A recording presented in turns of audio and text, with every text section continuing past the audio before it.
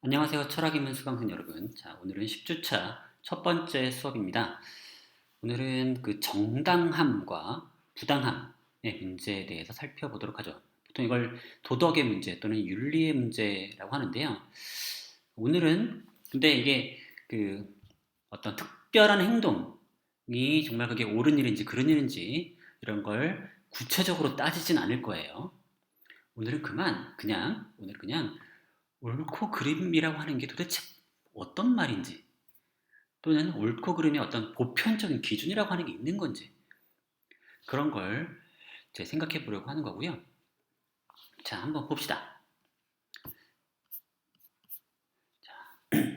자, 만약에 어떤 친구가 저에게 아주 곤란한 부탁을 한다고 해봅시다. 저는 도서관에서 일하는 사서예요. 그리고 저는 그 사람들이 책을 몰래 가지고 나가는지 안 나가는지를 감시하는 그런 역할을 도서관에서 하고 있습니다.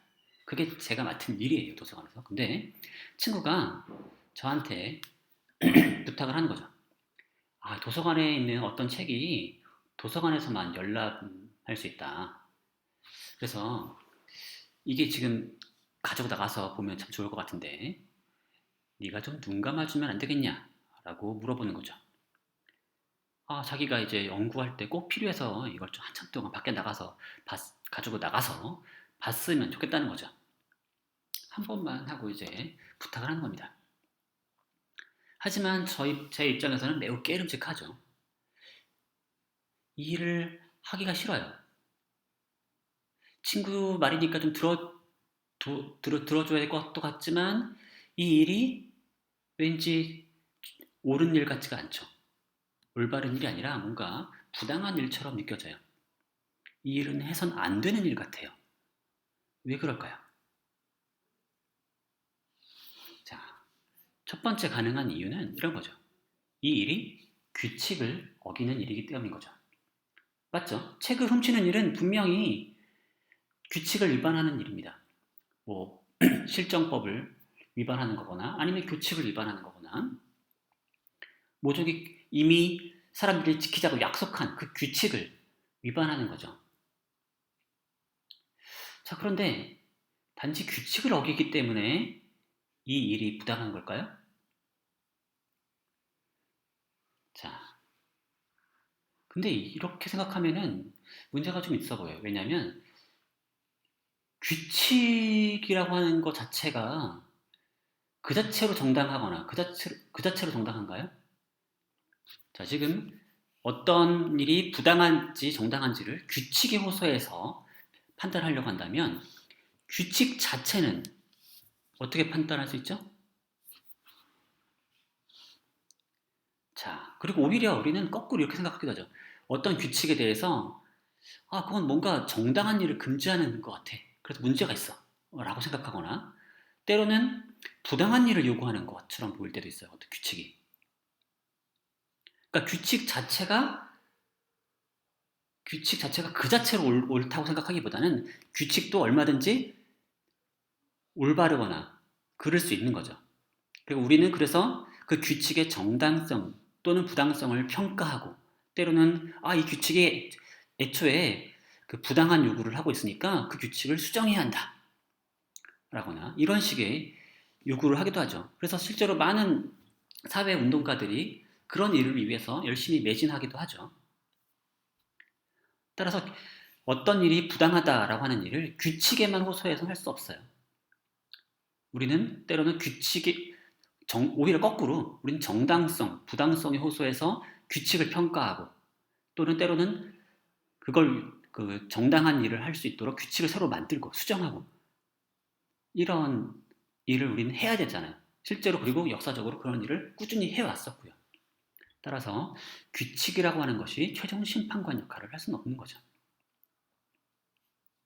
자, 그렇다면 도대체 규칙 그 자체가 어떤 일의 부당성의 근거가 아니라면 어떤 점이 근거가 될 수 있을까요? 자, 두 번째 이유는 이겁니다. 다른 사람들에게 피해를 주기 때문이라는 거죠. 자, 이 친구가 어떤 도서관에 있는 책을 혼자서 가지고 나가서 봤다. 그건 다른 도서관 사용자들에게 불공평한 일이죠. 다른 사용자들 입장에서는 그 책이 일종의 참고 도서라서 이제 열람실에 와서만 참고 도서실에서만 볼 수 있는 그런 책이고, 그렇기 때문에 자기들도 가지고 나가고 싶더라도 그걸 참고 도서관에서만 보는 그런 불편을 감수하고 있는데, 하필 왜 걔만 특별 대우를 하는 거냐. 그렇죠? 그리고 그것 때문에 다른 사람들은 그 책을 찾아서 왔는데 그 책이 없다면 피해를 볼 수 있죠. 또는 그 일은 고용주와의 약속을 어기는 일로 느껴지기도 하죠. 자, 도서관장님은 저에게 무슨 일을 시킨 거였죠? 책을 몰래 훔치는 사람들을 막을 걸 요구했죠. 저는 원래 그런 일을 하기로 되어 있는 사람이죠. 일종의 약속이에요. 계약이죠. 저는 계약을 위반하는 행위가 되는 거죠. 고용주와의 약속을 어기는 일로서 고용주에게 피해를 주는 것처럼 보이죠. 자, 등등등. 자, 이런 생각들의 공통점은 뭐냐면 결국 어떤 행위가 다른 사람들에게 미치는 영향을 고려해서 판단을 한다는 거죠. 어떤 행동이 그 행동을 하면은 아마도 다른 사람들에게 피해를 줄 것 같아. 그러면 그 일은 부당한 일로 느껴지는 거죠. 어때요? 많은 사람들의 직관에 잘 부합하는 대답인 것처럼 보이죠. 다른 사람들에게 피해를 주면 그건 잘못된 일이다. 그건 부당한 일이다. 그런 일이다. 우리의 직관에 가장 잘 부합하는 대답입니다. 자, 그래서 이런 대화를 우리가 서로 나눴다고 해보자. 친구야, 좀 도와줘 했더니 안 돼. 그건 도둑질이야. 처벌받을 수 있어. 너만 눈 감아주면 아무도 모를 거 아니냐. 라고 이제 친구가 대답했던 거죠. 결국 처벌받을 수 있다라고 하는 저의 얘기를 친구가 반박을 하는 거죠. 너만 눈 감아주면 그만인데, 어? 결국 너만 눈 감아주면 나는 처벌을 피할 수 있고, 아무도 모르지 않겠느냐. 그렇죠? 자, 이런 얘기할 때 결국 저는 처벌이라고 하는 얘기 대신에 다른 일을 호소해야 되죠. 그래서 그래도 이게 아무리 처벌을 피할 수 있을지언정 다른 사람들에게 피해를 주는 일이기 때문에 그 일을 하면 안 되는 거 아니겠냐라고 얘기하는 거죠. 다른 사람들에게 피해를 줄 거야. 그러니까 하지 말아야지. 잘못된 일이자. 라고 말했을 때 만약에 그 친구가 이렇게 말한다고 해보죠. 내가 왜 다른 사람들을 신경 써야 돼? 말문이 턱 막히는 그런 그런 대답이죠. 내가 왜 다른 사람들을 신경 써야 돼? 자, 처벌을 피할 수 있다면 처벌이라고 하는 건 뭐예요? 본인에게 피해가 오는 거죠. 본인이 손해를 볼 위험이 있는 거죠. 근데 만약에 그런 위험을 피할 수만 있다면, 처벌을 피할 수만 있다면 무슨 일이든 해도 되는 거 아닙니까? 다른 사람들을 왜 신경 써야 되죠? 라고 이제 얘기를 할 때 저는 어떤 이유를 들어서 이 친구를 설득할 수 있을까요? 자, 첫 번째 답변은 이런 방식이죠. 보답 논변인 거죠. 제가 이름 붙인 겁니다. 보답 논변이에요. 당신이 타인을 배려해야 그들도 결국엔 당신에게 똑같이 할 것이다. 당신에게 보답을 줄 것이다. 자, 이건 처벌을 피하겠다라고 당신이 그 일을 하면 처벌을 받을 것이다라고 하는 말에 이제과 아주 비슷한 논변인 거죠. 당신이 착한 일을 해야, 당신이 타인을 배려해야 다른 사람들도 당신에게 이제 배려할 것이다. 다른 사람도 당신에게 보답을 할 것이다. 언젠간 보답을 줄 거야. 자, 그러나 이 논변의 가장 큰 문제점은 뭐냐면 다른 사람들이 당신에게 똑같이 할 것이다. 결국 나의 행동이 그들에게 영향을 줘야 되는 거죠. 내가 착한 일을 하면 착한 일을 한 걸 알고 나쁜 일을 하면 나쁜 일을 한 걸 알아야겠죠. 그런데 만약 다른 사람들이 당신의 행동을 보지 못한다면 언제나 저의 행동을 남에게 다 알려줄 수는 없죠. 아, 나 이번에 착한 일 했어. 나 이번에 어디 기부했어. 다 알려줄 수는 없죠. 그러면 당신이 정당한 일을 했지만 다른 사람들이 못 봤다면 다른 사람들이 당신에게 보답을 해줄까요? 또는 반대로 거꾸로 당신이 부당한 일을 했지만 다른 사람들이 못 봤다면 결국에 그들도 당신에게 안갚음을 하진 않겠죠. 그렇죠? 모르니까. 그러니까 결국 이 논변은 뭐냐면 다른 사람들이 당신의 행동을 알아야만 성립하는 얘기인 거죠. 다른 사람들이 당신의 행동을 모른다면, 알지 못한다면 다 무의미한 얘기가 되는 거죠. 그러면 이 얘기를 일관되게 끌고 나가면 남들이 보지 않을 때에는 부당한 일을 해도 된다는 얘기냐? 또는 남들이 볼 때만 착한 일을 해라 라는 얘기처럼 이제 그런 식으로 역으로 이용당할 수도 있는 논변인 거죠. 그렇죠?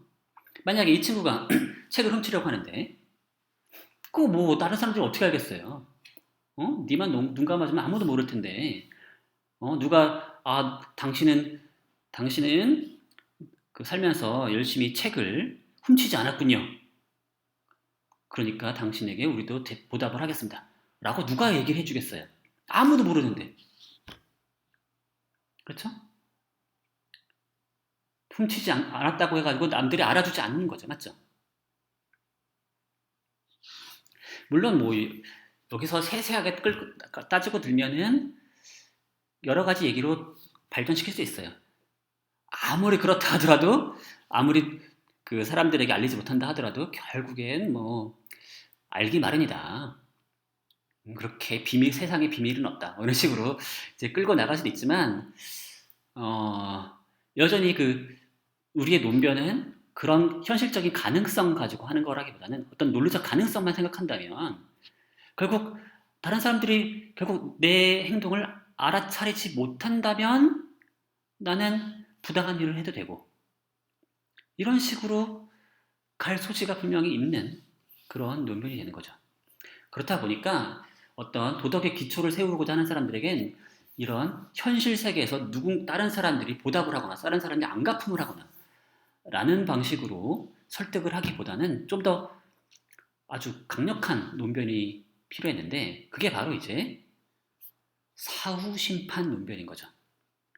이게 지금 당장 처벌을 피하거나 지금 당장 보답을 받지 못하더라 하더라도 결국 네가 부당한 일을 하지 않으면 사후에 심판을 통해서 천국에 갈 것이고 또는 지금 당장 네가 부당한 일을 하면 당장 처벌은 어떻게든 피한다 하더라도 원래 잘해가지고 완전 범죄를 저질러서 처벌을 피한다 하더라도 사후에 신의 심판을 받아서 지옥에 갈 것이다.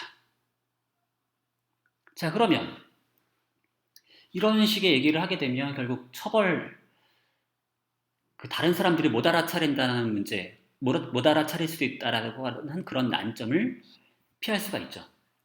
왜냐하면 신은 전지전능하니까 내가 무슨 일을 하는지 다 알 수 있어요. 맞죠? 마치 산타 할아버지처럼 내가 하는 일, 모든 일을 다 알 수 있는 거죠.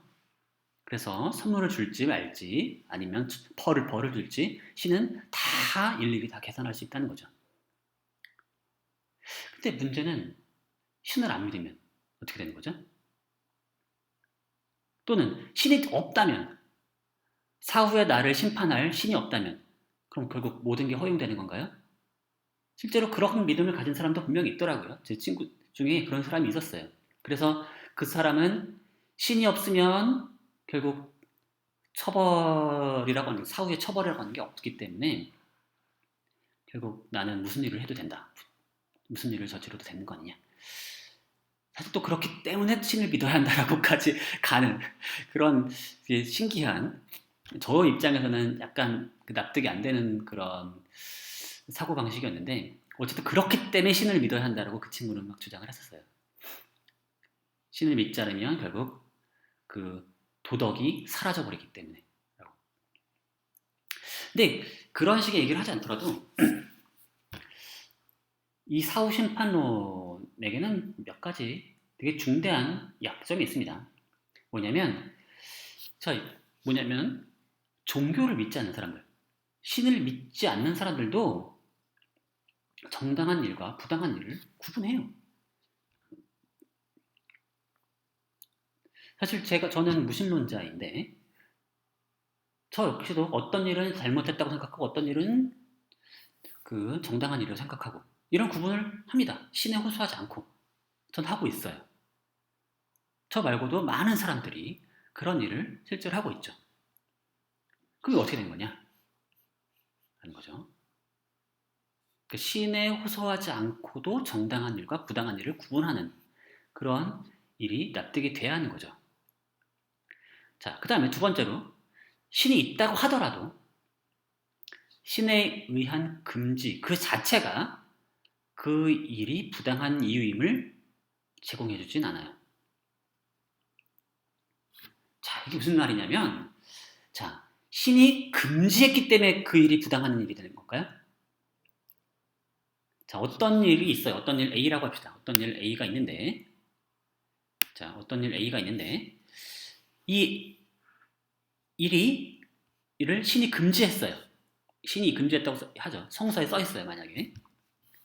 자, 그러면 그것 때문에 그 일이 부당한 걸까요? 이상하죠. 오히려 거꾸로 돼야 되지 않을까요? 그 일이 부당하기 때문에 신이 금지했고 따라서 그 금지한 일을 한 사람들은 벌을 줘야 되는 거죠.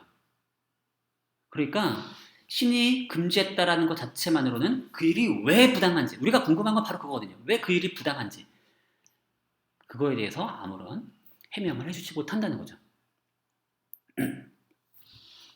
그러니까 우리가 가장 궁금해하는 그 점에 대해서 신의 처벌, 신의 심판 그 자체가 이제 우리의 궁금증을 해결해 주지 못하는 거죠. 왜 하필 그 일은 부당한 일이고 왜 하필 저 일은 정당한 일인지에 대한 그 이유를 제공해 주지 못한다는 거죠. 금지는 금지일 뿐이니까. 금지 그 자체가 그 일이 부당한 이유를 제공해 주진 않는다는 거죠. 그다음 세 번째로는 처벌의 공포나 아니면 반대로 이제 그 처벌의 공포의 반대는 뭐가 있죠? 어떤 그 이득이 생기는 거겠죠. 뭐 천국에 간다거나 또는 신에 대한 사랑. 그러니까 나는 신을 사랑하니까 신이 좋아하는 일만 해야지 라고 하는 그런 식의 생각 등은 도덕의 올바른 동기가 아니라는 겁니다. 자, 생각해 보세요. 많은 사람들의 직관에 따르면 내가 어떤 일을 하지 않으려고 하는 도덕적인 이유는 어디 있냐면 그 일로 인해서 피해를 받을 사람을 생각해서인 거죠. 그 피해를 입을 당사자들을 생각해서인 거지 나를 위해서거나 나의 처벌을 피하거나 아니면 나의 이익을 위해서라가 아니라 또는 신에게 사랑을 받기 위해서라거나 신에게 이쁨을 받기 위해서라거나 뭐 그런 식의 또는 신의 기분을 상하지 않게 하기 위해서라거나 이런 식의 얘기는 도덕의 올바른 동기가 아닌 것처럼 보인 거죠. 오로지 도덕의 동기는 오로지 뭐에 있냐면 다른 사람들에게 피해를 주지 않기 싫다는 거죠. 이 일로 인해서 누군가가 피해를 받을 것 같고 바로 그 사람을 생각한다면 이 일을 하면 안 될 것처럼 보인다는 거죠. 거기에 있는 거지 신에게 이쁨을 받는다거나 아니면 내가 이제 이 일을 하면 처벌을 받는다거나 그건 도덕의 동기라고 보긴 좀 어렵다는 거죠. 그건 도덕이 아니라 나의 이익에 기초한 행동 또는 내가 사랑하는 누군가를 기분 좋게 하기 위한 행동이지 도덕과는 무관한 동기처럼 보인다는 거죠. 도덕은 오로지 뭐에만 내 행위가 타인에 미칠 영향에 대해서 고려한다는 거죠. 그리고 그 행위가 영향을 주는 어떤 직접적인 대상 또는 거기에 약간 영향을 좀 더 꼬리에 꼬리를 물고 영향을 받을 누군가 좀 더 넓은 범위까지 생각하는 거지 그 일과는 무관하게 위에서 내려다보면서 내 명령을 듣나 안 듣나 보고 있는 그런 신의 말을 내가 잘 들어가지고 이쁨 받고 이런 문제랑은 전혀 상관이 없는 거죠. 그래서 많은 사람들이 거의 동의하기를 합의한 내용에 따르면 도덕의 기초란 어디 있다? 내 행위로 인해서 타인이 이제 영향을 받는 어떤 피해 또는 타인이 얻는 이익 그런 거에 대한 고려에 있다는 거죠. 내가 타인에게 어떤 피해를 준다면 그거는 도덕적으로 부당한 거고 내가 타인에게 이제 그 피해를 주지 않는 행동이라면 그거는 도덕적으로 허용되는 일이고 정당한 일이 되는 거고 그렇다는 거지 그 외에 다른 요소들은 도덕과 무관해 보인다는 겁니다. 자 일단 그렇다고 해보죠. 도덕이란 바로 이거다. 도덕이라고 하는 그 개념 자체가 애초에 이렇게 정의가 된다라고 보자는 겁니다. 도덕은 다른 어떤 고려랑도 무관하고 나의 이익 이거는 나의 어떤 이익 또는 나의 처벌에 대한 걱정 그건 상관없다는 거죠. 또는 신 누군가 나를 지켜보면서 그 사람의 말을 듣나 안 듣나를 통해서 기분이 좋아질 그 사람 그 신에 대한 고려 이런 건 전혀 상관이 없고 내 행위가 타인에 미칠 영향에 대한 고려에 의해서 생기는 그런 동기 그것만이 도덕을 구성한다는 겁니다. 바로 거기에 있다는 거죠. 자 그렇다면 왜 다른 사람에게 피해를 주면 안 될까요?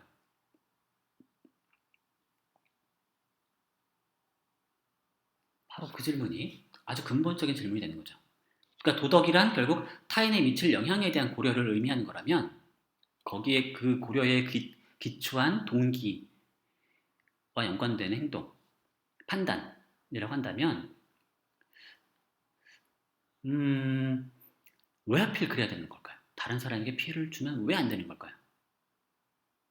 거기에 뭔가 특별한 이유가 있을까요?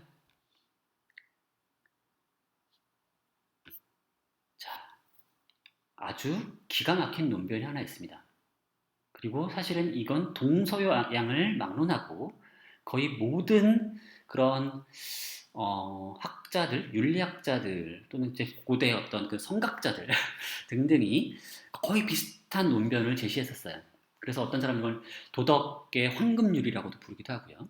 그래서 특정 종교에서도 나오기도 하고 어떤 동양의 사상가들의 입을 통해서 나오기도 하고 그런 건데요. 바로 저는 이거를 한번 역지사지 논변이라고 이름 붙여봤습니다.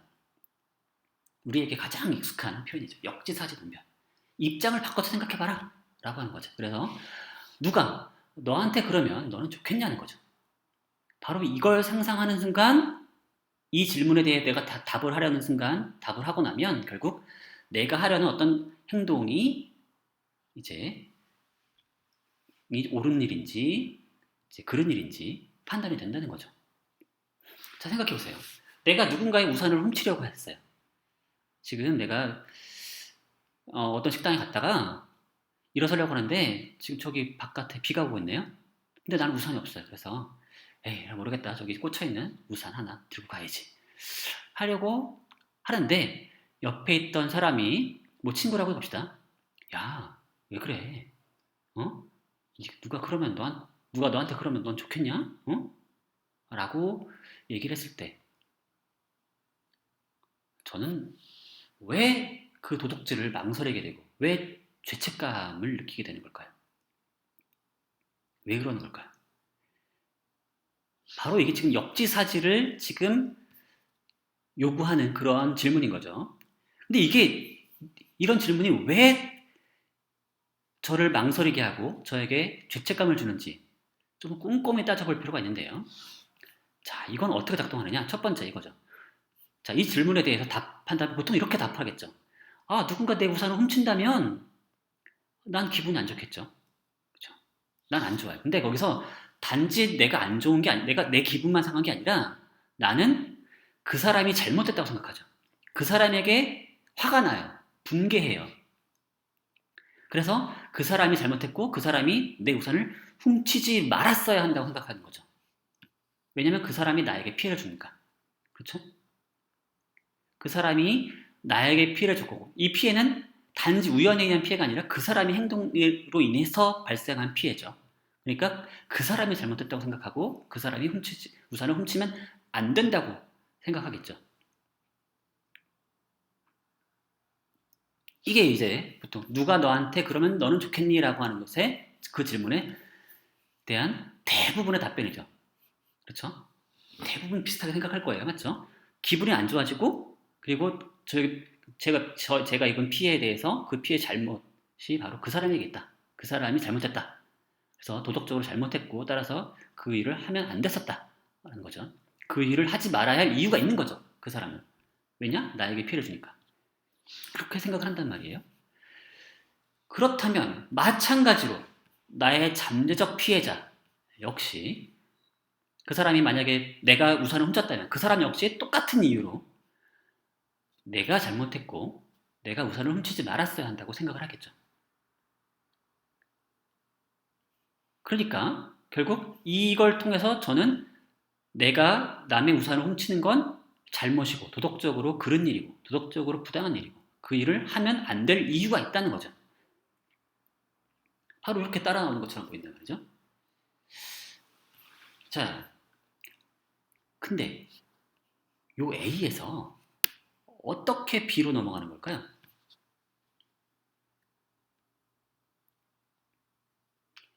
A에서 B로 넘어가려는 그 이유가 뭘까요? B가 A랑 무슨 상관이죠? 내가 피해를 입고 내가 다른 사람들에게 내 우산을 훔쳐간 사람에게 분개하는 것과 내가 딴 사람의 우산을 훔쳐서 그 사람이 나에게 분개하는 것과 무슨 상관이 있는 거죠? 그건 뭐냐면 동일한 상황이라는 거죠. 그리고 동일한 이유고 뭐냐면 내 우산, 나는 특별하지 않아요. 나는 내 우산이나 나는 결국 수많은 우산 중에 하나고 평범한 사람들이 가지는 우산 중에 하나인 거죠. 내 우산은. 나도 수많은 사람 중에 한 명일 뿐인 거죠. 그러니까 여기서 지금 내가 분개하는 이유가 그 사람이 잘못한 이유가 그게 내 우산이기 때문에는 아닌 거죠. 그러니까 내가 뭔가 특별한 사람이기 때문에 내 우산을 훔치면 잘못이고 딴 사람 우산을 훔치면 잘못이 아니고 이런 생각을 하는 게 아니죠. 그러니까 A의 판단을 할 때, A라고 하는 생각을 할 때 그 사람이 잘못한 이유가 어떤 특별한 나 때문이라고 생각하지 않는다면 내가 뭔가 특별한 존재이기 때문에 그 사람이 잘못한 게 아니라 단지 나라는 인간 그리고 그 여러 평범한 인간 중에 하나일 뿐인 나에게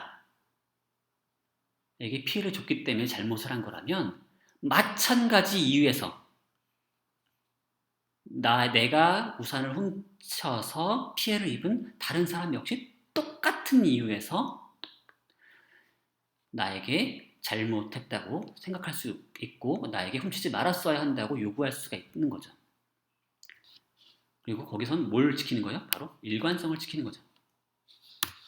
일관성을 지킨다면 그러니까 동일한 상황에 대해서 동일한 이유가 적용돼야 할 그 상황인데 만약에 이땐 이렇고 저럴 때 저래도 된다라고 한다면 안 그래도 되죠. 맞죠? 근데 여기서는 우리가 만약에 일관성을 지킨다고 가정한다면 나는 특별하지 않고 우리가 내가 다른 사람에게 잘못했다고 생각하는 그 이유와 동일한 상황이라고 한다면 우리는 그 상황에 대해서도 동일한 이유를 적용해야 되는 거죠. 그래서 나 역시도 남의 우산을 훔친 나 역시도 잘못을 저지르게 되는 거죠. 자, 여기서 되게 중요한 건 뭐냐면 내가 특별하지 않다는 거죠. 그리고 일관성을 지킨다는 점. 물론 어떤 사람들은 역지사지 논변을 회피하기 위해서 이렇게 얘기할 수도 있죠. 누가 내 우산을 훔쳐가면 난 좀 기분이 좀 상하긴 하는데 난 그 사람이 잘못했다고 생각하지 않아. 난 그 사람에게 분개하지도 않아. 그러니까 나도 마찬가지로 남의 우산을 훔쳐줘야겠지. 자, 이 사람은 일관성을 위해서 뭘 포기하는 거예요? 내가 다른 사람들에게 가질 만한 그런 분개, 다른 사람이 잘못된 내 우산을 훔쳐간 다른 사람에게 잘못을 요구하지 않겠다라고 하는 그런 얘기를 하고 있는 거죠. 나도 다른 사람에게 잘못했다고 얘기하지 않을 테니까 화내지 않을 테니까 니도 나한테 화내지 말아라 라고 말하는 거죠. 나는 그런 사람이다. 이렇게 말하면 역지사지 논변을 회피할 수 있죠. 근데 첫 번째 의미는 과연 진심일까? 과연 진심일까? 여러분 이런 사람 과연 있을까요? 자, 근데 이 문제는 이 바로 우산을 훔쳐가는 문제에서는 분명히 좀 어이가 없어 보이고 이게 말이 안 되는 그런 대답처럼 보이지만 요 문제를 조금 바꿔서 우산 문제가 아니라 우산 훔치는 문제가 좀 다른 문제로 조금씩 바꾸다 보면은 이게 달라질 수 있어요. 그러니까 어떤 사람들은 동일한 상황에 대해서 분개하지만 어떤 사람들은 동일한 일에 대해서 분개하지 않는 그런 일들이 있을 수가 있어요. 그건 이제 이따가 그 도덕 상대주의 또는 문화 상대주의 문제에서 다시 다루려고 하고요.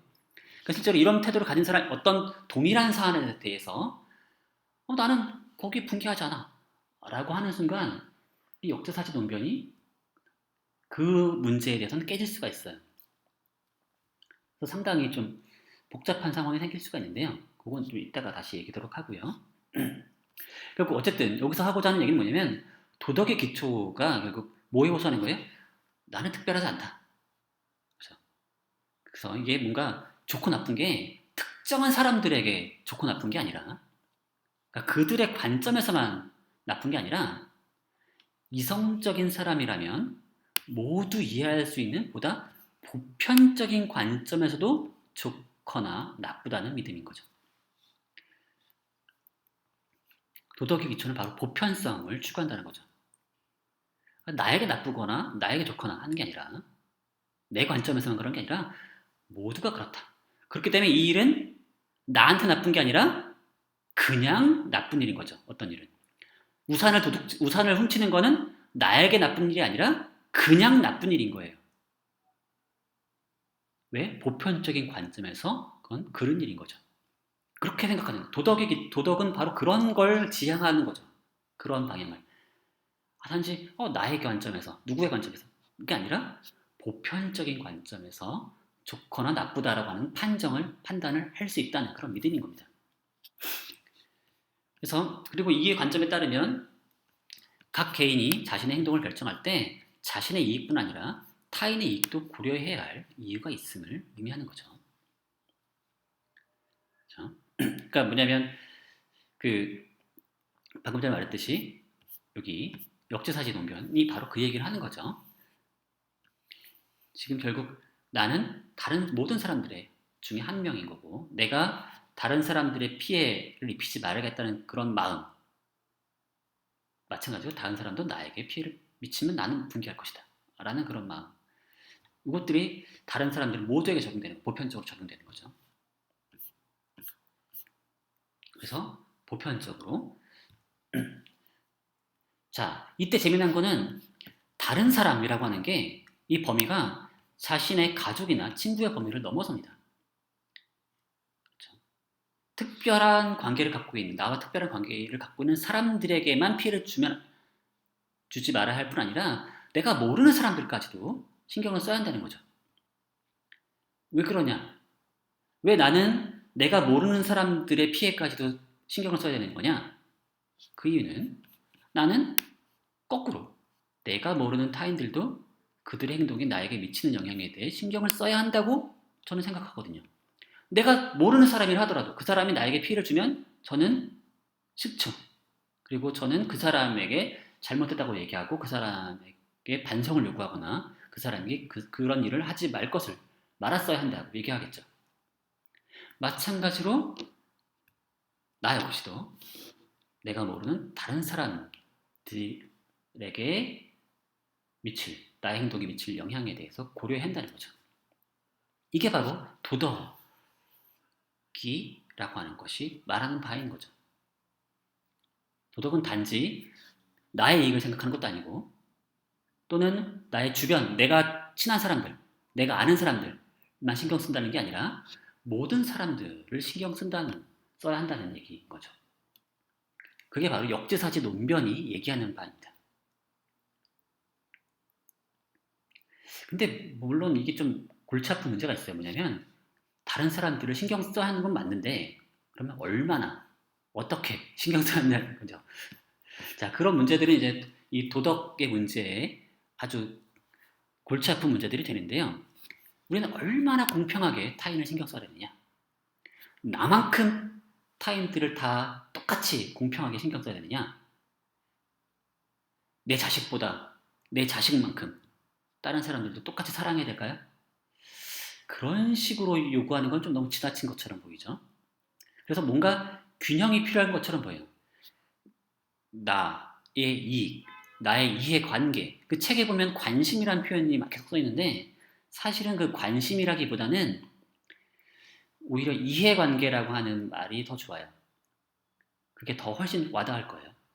interest라고 하는 그 말의 의미가 사실 평소엔 관심, 재미라고 나오지만 보통 이런 윤리적인 문제에서는 이해관계로 번역하는 게 훨씬 더 잘 맞습니다. 그래서 여러분들 그 교재 읽을 때 그런 관심이라는 구절이 나올 때마다 그 구절을 한번 이해관계로 한번 바꿔서 읽어보세요. 그렇다면 우리는 어쨌든 이게 우리가 성인군자가 될 게 아니라면 성인군자가 될 걸 요구하는 것처럼 보이진 않고 또는 그것이 또 비현실적일 수도 있고 따라서 우리는 약간의 그런 균형점을 맞춰야 될 것 같은데 나의 이해관계와 타인에 대한 어떤 신경, 타인의 피해에 대한 고려 이 두 가지를 동시에 해야 되는데 균형이 필요하죠. 그러면 어디서 균형점을 맞춰야 되느냐에 있어서 상당히 어려운 문제가 있죠. 이 질문에 대한 올바른 답변이 정확히 하나 있느냐? 이 균형을 맞추는 어떤 단일한 답변이 하나 있을까요? 아니면 개개인이 가진 동기의 내용이나 강도에 따라 그 답변이 달라질 수 있는 걸까요? 또는 이걸 더 나가다 보면 정당한 일이 무엇인지, 부당한 일이 무엇인지가 모든 사람에게 똑같을까요? 또는 만약에 이 답이 다른 개개인이 가진 동기의 내용과 강도에 따라 달라진다면 무엇이 올바른 일인지, 무엇이 그른 일인지도 사람에 따라 달라질 수도 있는 거 아닌가요? 이게 되게 골치 아픈 문제가 되는 거죠. 도덕의 어떤 보편성을 주장하는 사람들에 따르면 어떤 행동이 부당하다면 그거는 나 아니면 우리 어떤 좁은 집단에게만 부당한 게 아니라 모든 사람에게 부당하다고 말하고 싶어 해요. 도덕이라고 하는 말 자체가 그런 걸 함축하는 것처럼 보인다는 거죠.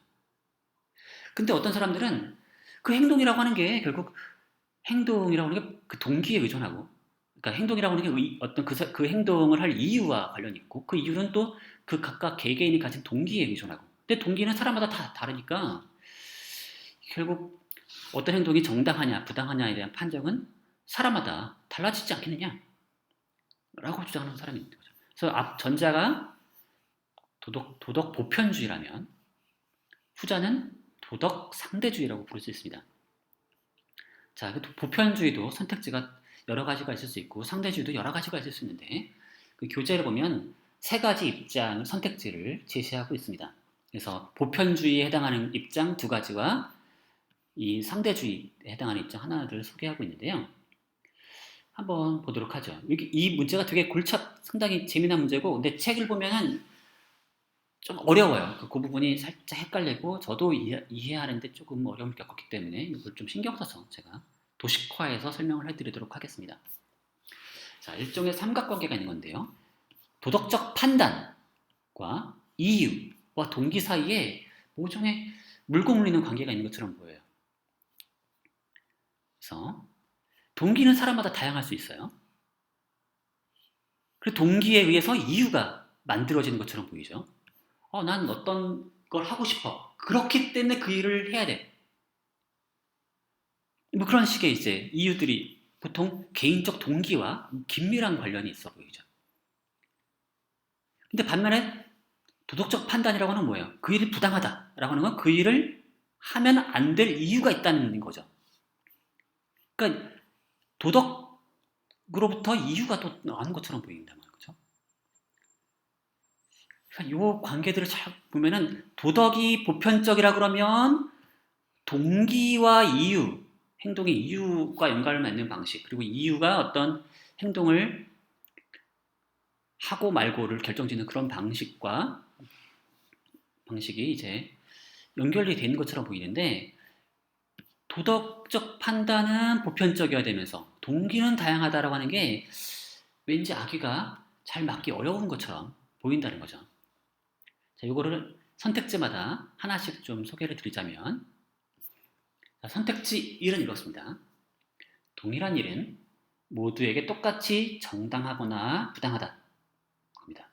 그래서 어떤 일이 정당하다면 그건 모두에게 정당하고, 어떤 일이 부당하다면 모두에게 부당한 겁니다. 그러나 모든 사람이 정당한 바는 행하고 부당한 바는 피해야 할 이유를 가지는 건 아니에요. 이게 선택지 1입니다. 자, 이게 뭐냐면요. 동일한 판단이 이미 먼저 있어요. 어떤 일이 정당한지 부당한 일인지는 모종의 판단을, 보편적인 판단을 통해서 이루어진다고 해보죠. 그게 뭔지는 잘 몰라요. 그런 게 있다고 해보는 거죠. 그러면 그로부터 행위자는 동기를 가질 수 있어요. 그러니까 어떤 일이 정당하다 생각하면 그 정당한 일을 해야 할 동기가 생길 수 있어. 그 일이 정당하니까 그 일을 해야 될 것 같아. 또는 어떤 일이 그러다 라고 하는 게 알려져 있으면 그 일을 알려져 있거나 그 일은 그런 판단이 내재해 있으면 그 일을 하면 안 될 것 같은 그런 동기가 생기게 돼요. 그렇죠? 하지만 그 동기는 강할 수도 있고 약할 수도 있어요. 그리고 행위자는 그로부터만 동기를 받는 게 아니죠. 다른 종류의 동기들도 많이 있죠. 자신의 이익과 관련된 수많은 동기들이 여기에 또 개입해요. 그걸 통해서 어떤 행동을 해야 할 이유가 나오죠.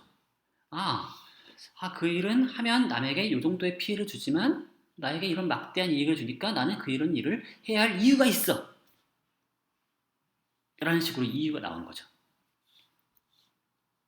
그래서 도덕적 동기가 약한 사람에게는 그 일을 하지 말아야 할 이유가 약한 거죠. 반면에 도덕적 동기가 강한 사람은 그런 강한 동기로부터 그 일을 해야 할, 그 일을 하지 말아야 할, 그러니까 그 일은 어떤 부당한 일에 대해서 그로부터 그 일은 부당하다라고 하는 생각으로부터 그 일을 하지 말아야 할 동기가 아주 강하게 온다면 그 사람은 그 일을 하지 말아야 할 이유가 강하게 있는 거죠. 그러니까 뭐냐면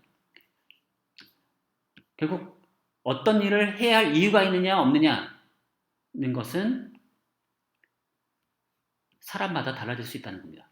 그러니까 어떤 일이 정당하냐 부당하냐는 보편적으로 결정되지만 그 일을 해야 되느냐 말아야 되느냐는 사람마다 달라지는 게 허용되는 거죠.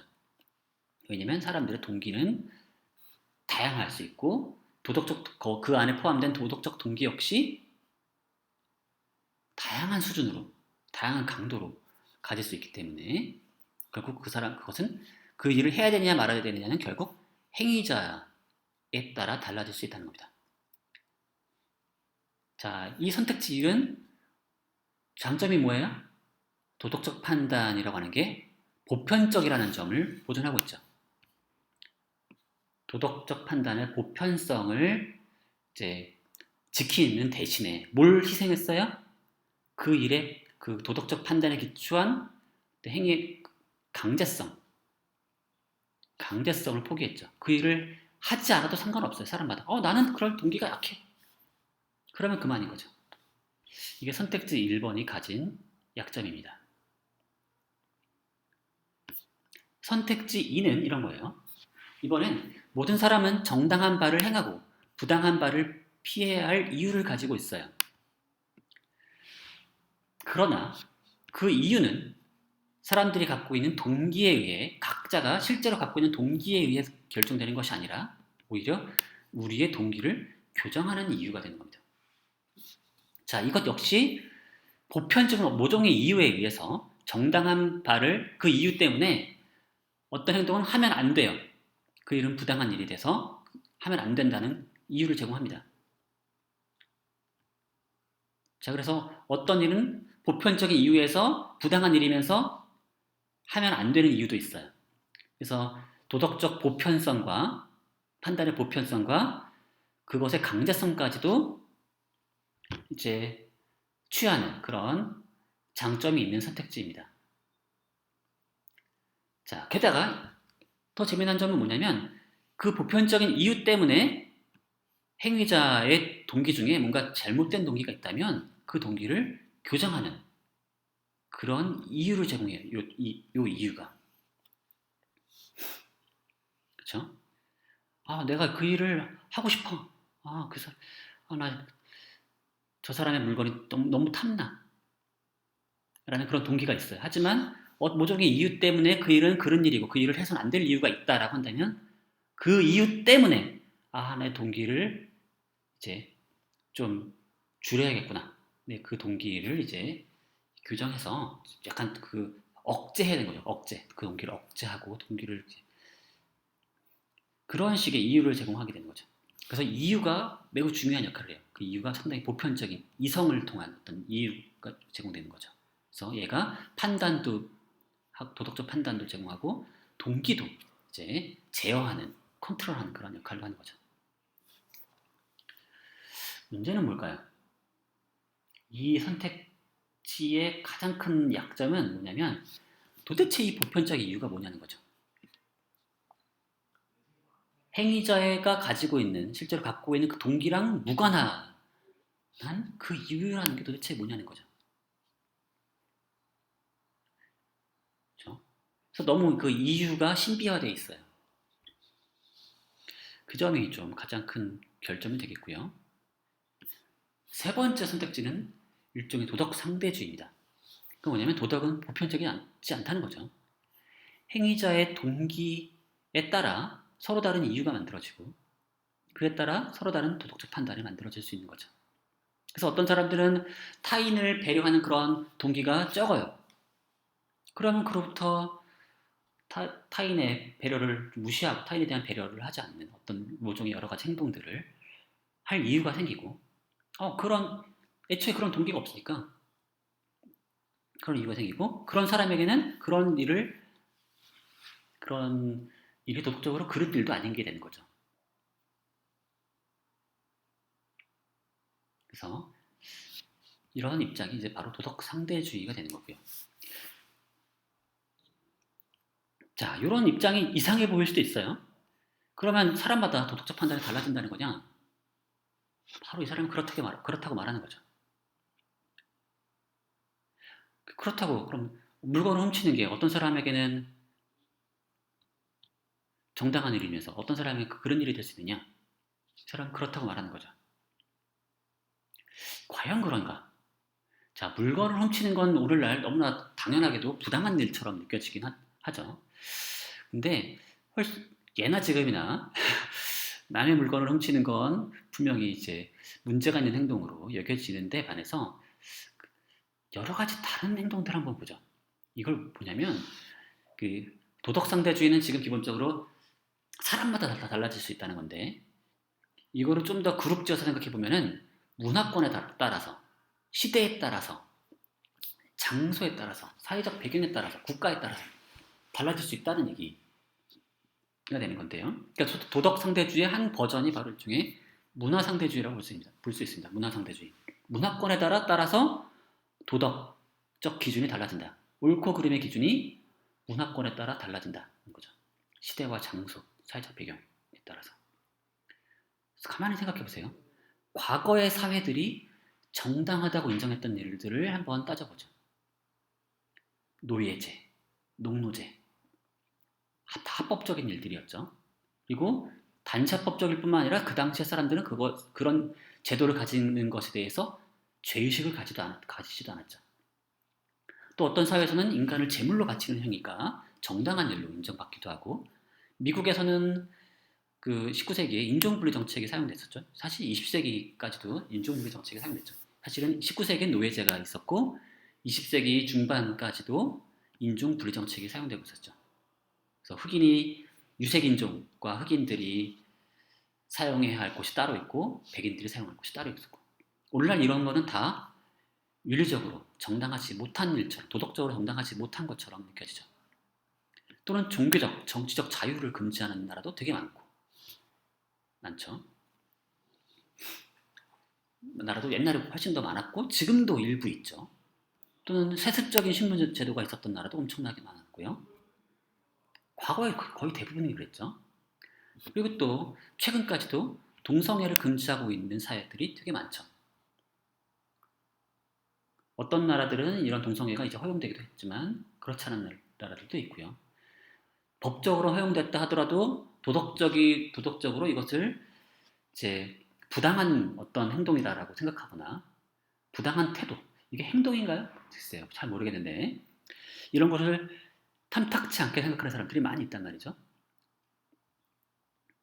실제로 과거로 가면 사회 전체가 거의 대다수가 이제 동성애를 금지하는 게 정당하다고 생각했었죠.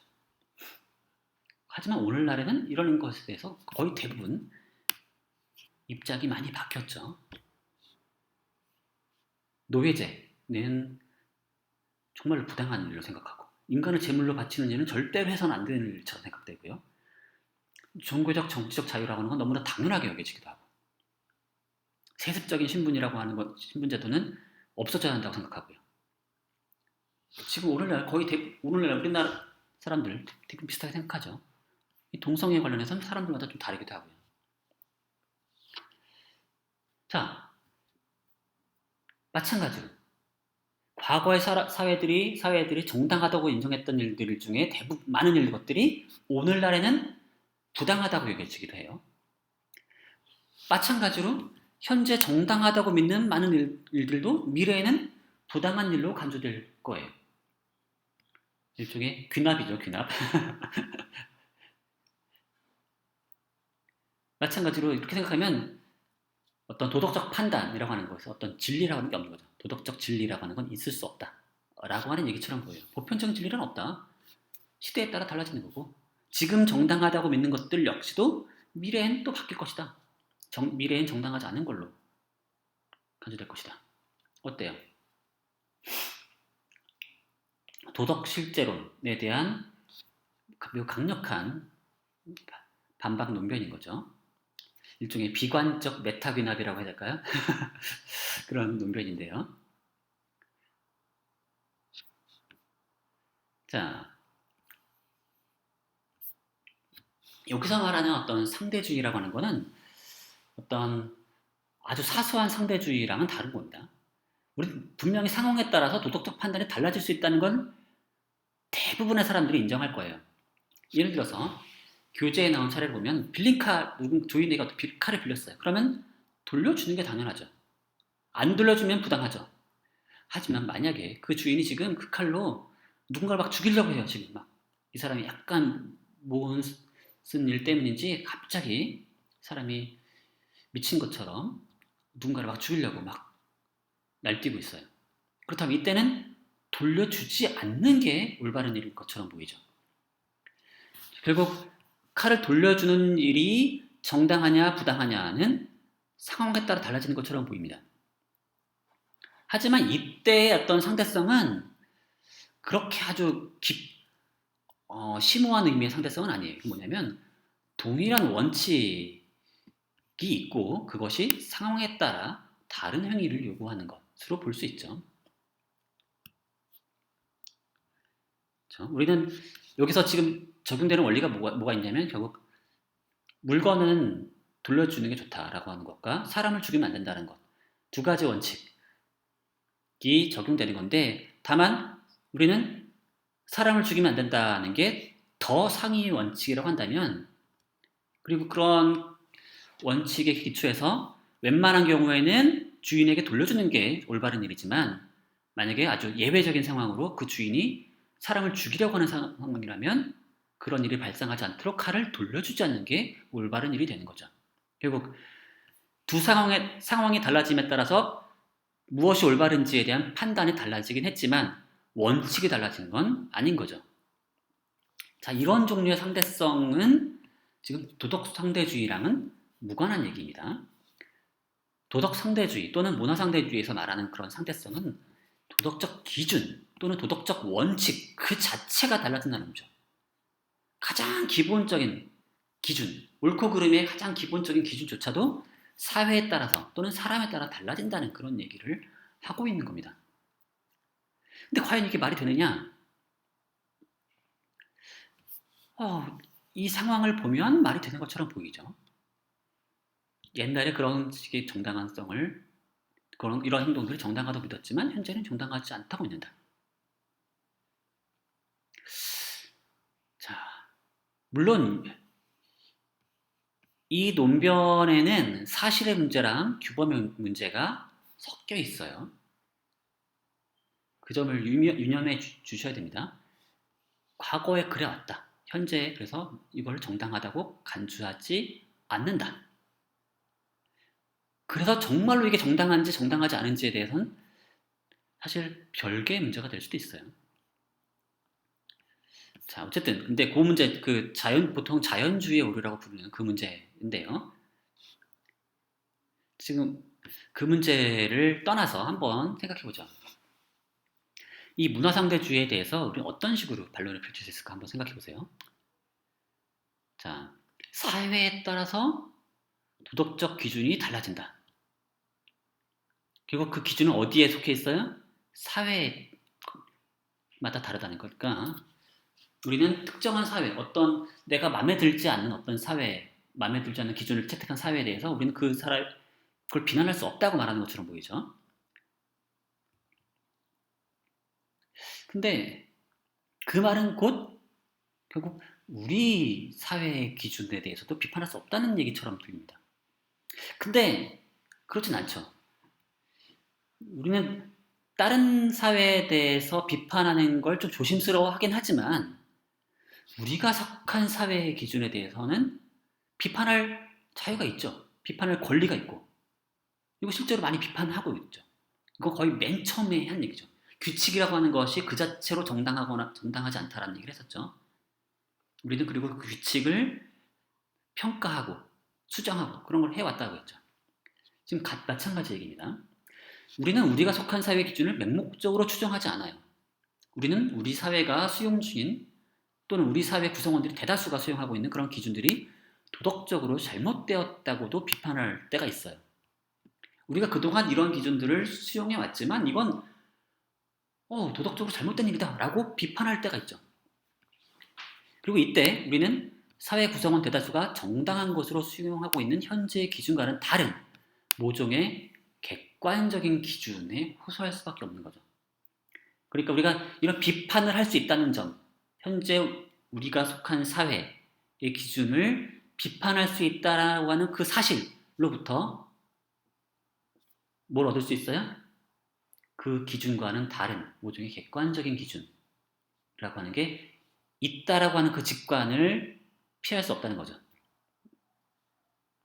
그렇죠? 우리가 뭔가 남들을 설득할 때 우리 기준이 뭔가 잘못됐어 그러면 뭔가 그보다 상위에 있는 뭔가 더 객관적인 기준에 호소해서 그 기준에 비춰봤을 때 우리가 현재 채택하고 있는 기준은 뭔가 문제가 있다라고 얘기하는 그런 식의 설득 전략을 취하겠죠.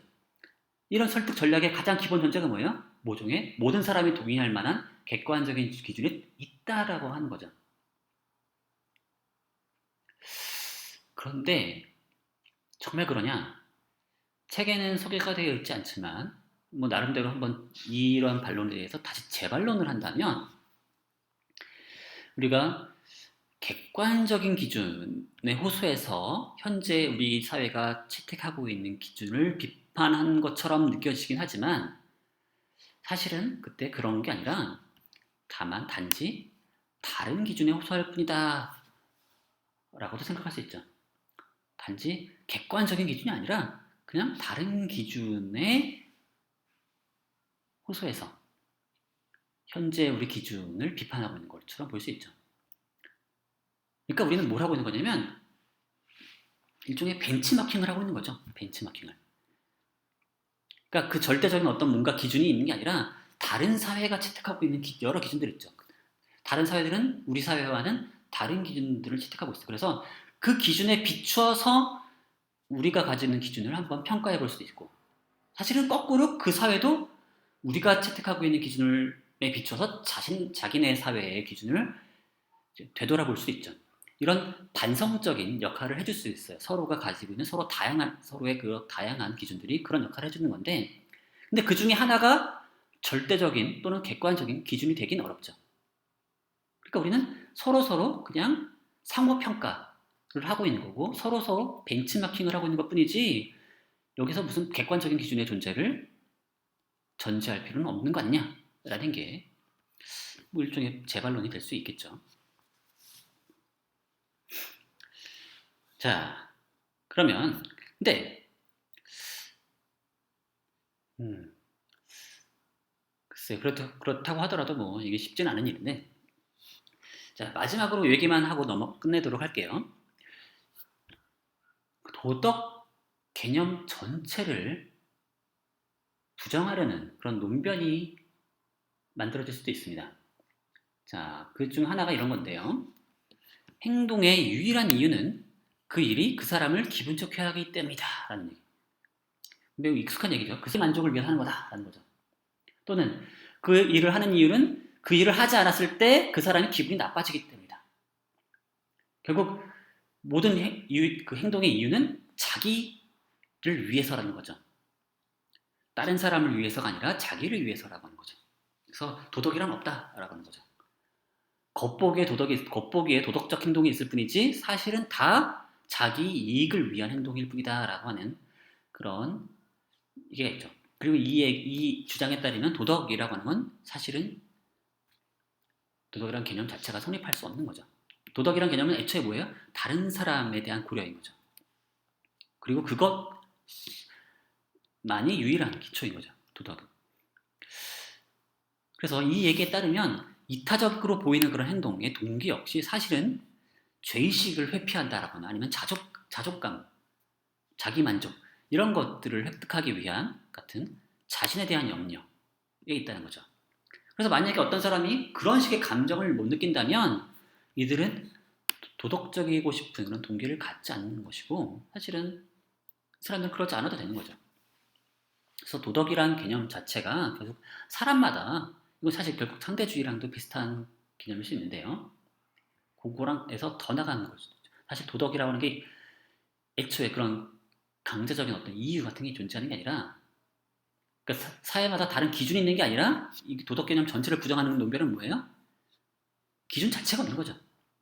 기준 자체가 없고 그냥 각자 개개인의 이익을 위해서 행동할 뿐인 것이다 라고 하는 거고 도덕이라고 하는 것 자체가 개념은 성립하지 않는다 라는 거죠. 자, 근데 결국 자기 만족감을 획득하기 위해서 어떤 행동을 한다. 결국 어떤 일을 하면 그 정당한 일을 하면 기분이 좋아지기 때문에 그 일을 한다는 거죠. 그 사람은. 근데 이런 식의 논변의 가장 큰 문제점은 뭐냐면 여기 보세요. 어떤 정당한 일이 있다고 해봅시다. 또는 정당한 일로 간주되는 일이 있어요. 그 일을 하면 기분이 좋아져서 그 일을 하는 거죠.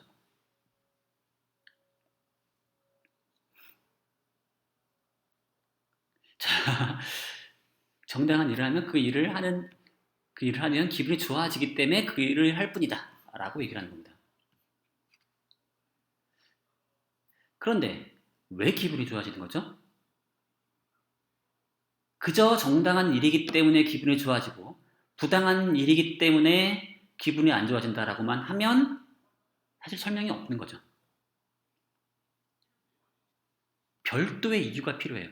정당한 일을 하면 왜 기분이 좋아지느냐? 만약에 그 이유가 다른 사람들을 위한 일이기 때문에 또는 왜 그 부당한 일을 하면 기분이 나빠지느냐? 그 일을 하면 다른 사람들에게 피해를 주기 때문에 라고 말을 하는 순간 결국 도덕 개념에 호소하게 되는 거죠. 그리고 그것이 결국에 일종의 도덕적 판단이 다시 우리에게 동기를 주는 것뿐인 거죠. 도덕이 없는 게 아니라 도덕이 동기부여를 하는 거죠. 동기부여를 해주는 거죠. 그렇기 때문에 이런 방식으로 간단히 도덕 개념 전체를 부정하기는 어렵다는 겁니다. 물론 여전히 해결되기 어려운 문제들이 있어요. 왜냐하면 우리는 도덕적 판단, 도덕 또는 도덕과 관련된 다른 사람들에 대한 고려만 우리의 동기를 만들어주진 않아요. 우리의 동기는 수많은 요소들에 의해서 이제 영향을 받고, 그렇다 보니까 수많은 동기들이 서로 균형을 맞추고 서로 경쟁을 하고, 그러다 보니까 사실은 그렇다 보니까 특정한 행동이 정당한 일인지 부당한 일인지 판단하는 게 상당히 골치 아파지는 그런 일들이 생기는 거죠. 그래서 간단히 보자면 사실은 뭐 물건 훔치는 얘기, 사람을 죽이는 얘기 하면 사실은 누구나 동의하기 쉽지만, 좀 더 애매한 사례들로 내려가기 시작하면 이게 다른 동기들과 결합되었을 때 훨씬 더 판단이 어려워지는 일이 발생하는 거고요. 그 일은 결국 우리의 행동의 동기가 너무나 다양하다라는 점. 그래서 우리의 행동의 동기를 오로지 도덕에만 호소할 수 없다라는 점이 결국 문제를 야기하는 거죠. 바로 그 문제를 이제 해결해야만 되는 거고요. 뭐 그 문제를 해결하려면 사실은 매우 다양한 사례들, 아주 구체적인 사례들에 호소해서 여러 가지 얘기들을 해야 되는데, 오늘은 아주 일반적인 얘기만 한 겁니다. 과연 도덕이라고 하는 게 무엇인지, 그리고 도덕적 판단이라고 하는 게 과연 보편적일 수 있는지, 또한 도덕 개념 전체를 부정할 수 있는지, 또는 도덕 상대주의라고 하는 게 과연 성립 가능한지, 이 정도만 이제 살펴본 거고, 개별 행동 하나하나들에 대해서 과연 그것이 올바른 일인지 그런 일인지에 대해서는 글쎄 다시 다룰 기회가 있을지 모르겠는데, 오늘은 여기까지만 하도록 하겠습니다. 그럼 수고 많으셨고요. 사실 오늘 수업 내용은 사실 그동안 제 수업이 교재를 그대로 따라가지 않았었는데, 오늘은 교재 내용이 꽤 괜찮은 편인 것 같아서 최대한 교재 내용을 그대로 여러분들에게 전달하고 있습니다. 그래서 혹시라도 제 강의 내용에서 잘 납득이 안 되거나 이해가 안 되는 부분이 있으면 교재를 한번 꼼꼼하게 읽어보시기 바라고요. 그럼 오늘 수업 여기서 마치도록 할게요. 수고하셨습니다.